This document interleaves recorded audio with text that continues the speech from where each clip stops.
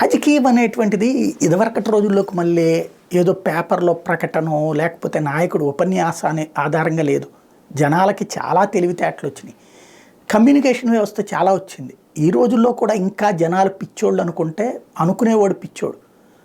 For example ఇప్పుడు తెలుగుదేశం జనసేన వాళ్ళు ఏం ప్రచారం చేస్తున్నారు, జగన్కి మనుషులు దొరకట్లేదు, అభ్యర్థులు దొరకట్లేదని.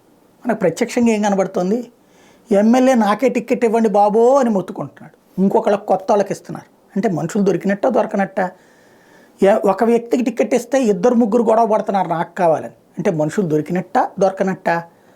అదే సందర్భంలో 60-70 దాకా వాళ్ళది అయిపోయింది కథ. What about Telugu Desam, what about Janasena? ఆ ఇద్దరి లిస్ట్ ఏంటి?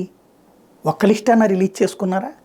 అసలు జనసేనకి ఎన్ని సీట్లు ఇస్తున్నారు, తెలుగుదేశం ఎన్ని సీట్లో పోటీ చేస్తుంది, ఇది చెప్పగలుగుతున్నారా? ముందు అది చెప్పి ఇది కామెంట్ చేయొచ్చు, నో డౌట్. ఇంకోటి, రాజకీయాల్లో విమర్శలు చేసుకోవచ్చు, అరే విధానాల పరంగా విమర్శించుకోవచ్చు. మనుషులు దొరకట్లేదు, టిక్కెట్ల కోసం ఎవడూ పట్టించుకోవట్లేదు, అధికార పక్షంలో ఒక్కొక్క సీటుకి 60 నుంచి 10 మంది పోటీ పడుతున్నారు. తెలుగుదేశంలో కూడా ఉంటుంది ఆ పోటీ ఖచ్చితంగా, నో డౌట్.